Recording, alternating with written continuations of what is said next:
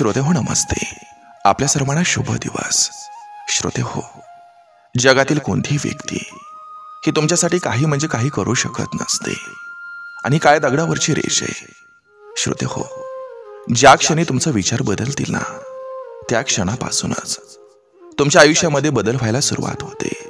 म्हणून श्रोते हो, थोडं थांबा, विचाराप्रती जागरूक व्हा आणि या क्षणापासूनच तुमचे विचार बदलत राहा. श्रोते हो, जसं विचार तुमचा असतील ना, तसंच तुमचं आयुष्य होत असते. तुमचे विचार हे पॉझिटिव्ह असतील, चांगले असतील, तर तुमचं आयुष्य देखील पॉझिटिव्ह होतं, चांगलं आणि सुंदर होतं.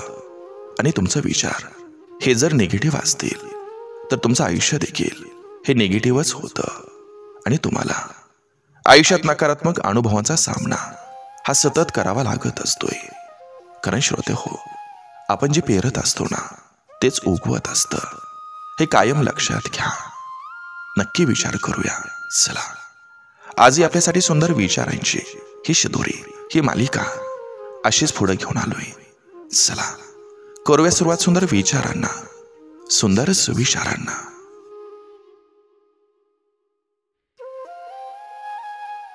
आपल्या वागण्यामुळं ज्यांना फरक पडतो, आपल्या असण्या नसण्यामुळं ज्यांना फरक पडतो, अशी माणसं आयुष्यात खूप कमी असतात. आपला बाप हा गरीब असू द्या, पण त्याची मान गल्लीतून जाताना शेवटपर्यंत वर असली पाहिजे. आपल्यामुळे खाली जाणार नाही याची नेहमी काळजी घ्या. लक्षात ठेवा, जिथं तुमचा हेतू चांगला असेल तिथं सोबती कमी आणि विरोधक जास्त उभे असतील. लोकांकडं प्रत्येक समस्येचं उत्तर आहे, पण ती समस्या दुसऱ्यांची असायला पाहिजे. आयुष्यात जे जे केले ते स्वतःच्या हिमतीवर केले असं म्हणणारेच उधार दिले की पैसे परत मागितल्यावर स्वतःचा फोन बंद करून ठेवतात. घर जळत असतं तेव्हा बघत बसणार आणि राग झाल्यावर रडत बसणार, ही असते भावकी. कष्टाच्या पैशात माज करण्याची मजा असते ना, ती हरामाच्या पैशात अजिबात नसते. कधी कधी आयुष्यात काही चांगलं झालं तरी त्याचा आनंद वाटत नाही, कारण भूतकाळात मनावर झालेल्या जखमा या अजूनही ताज्या असतात. जर नशिबात असेल तर निघून गेलेलं पण परत येईल, पण नशिबातच नसेल तर आलेलंही निघून जाईल. त्यामुळं नको त्यापेक्षा बागू नका आणि जे मिळतंय ते सांभाळायला शिका. खिशानं श्रीमंत नसाल तरी हरकत नाही, पण मनानं श्रीमंत नक्की बना. कारण कळत जरी सोन्याचा असला तरी लोक दगडाच्या पायरीवरच नतमस्तक होतात.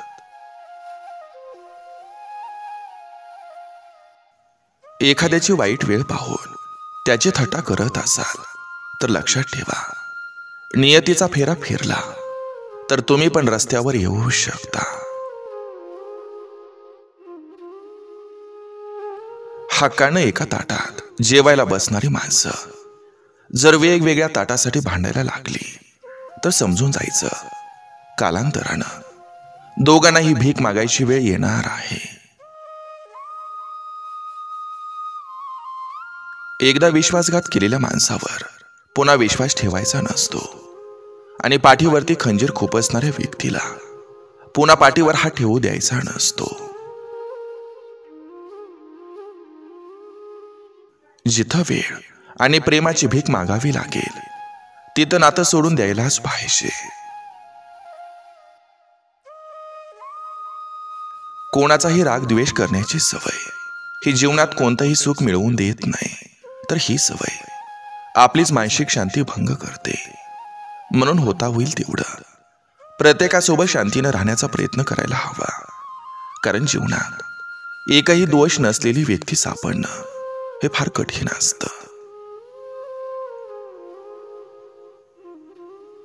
उगवता सूर्य आणि मावळता सूर्य दोन्हीही दिसायला सारखेच दिसतात, पण दोघात फरक एवढाच आहे की उगवता सूर्य आशा घेऊन येतो आणि मावळता सूर्य अनुभव देऊन जातो.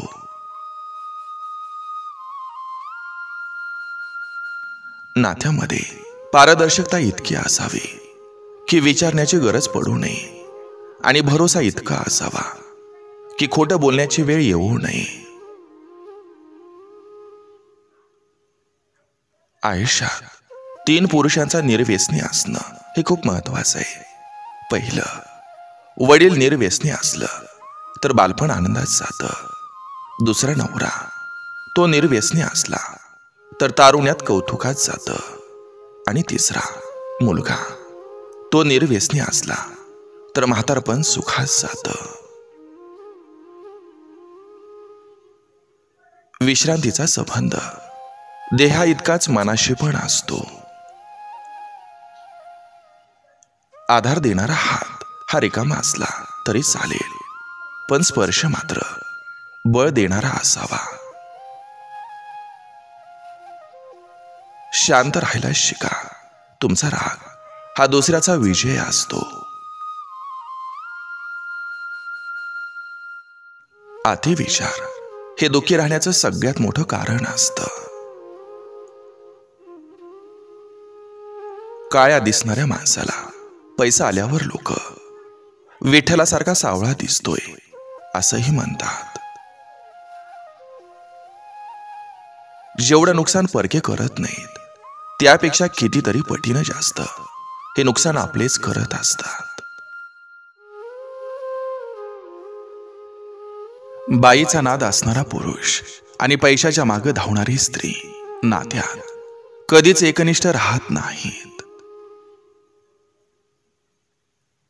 अहंकार कोणत्या गोष्टीचा करताय? जितका नम्रपणा असेल, कृतज्ञता असेल, शांत राहाल त्यापेक्षा जास्त तुमचं व्यक्तिमत्व वाढेल. सुंदरता ही बोलण्यात, वागण्यात आणि विचारात असते, पण लोक दिसण्यात आणि कपड्यात पाहतात. आयुष्यातील सगळ्यात मोठी चूक म्हणजे लग्न झालेल्या व्यक्तीवर प्रेम करणं. कारण आपण स्वतःचं पण आयुष्य खराब करतो आणि समोरच्याचा संसार पण. तुम्ही ज्याच्यावर सर्वात जास्त प्रेम करता त्याचं असणं हे कायम तुमच्या श्वासात असतं, मग तो माणूस असो किंवा देव असो. आयुष्य खूप लहान आहे. प्रेमानं गोड बोलत राहा. धन दौलत कोण कोणाला देत नसतं, फक्त माणुसकी जपत राहा. प्रसंग कोणताही असो, सुखाचा की दुःखाचा, त्यासाठी कोणी हाक दिली तर प्रेमानं साथ द्या. सगळंच मिळेल असं नसतं. काही वेळेस काही गोष्टींना सगळं मानावं लागतं. वेळेची साथ देण्यापेक्षा सत्याची साथ द्या, मग वेळ तुमची आपोआप साथ देईल.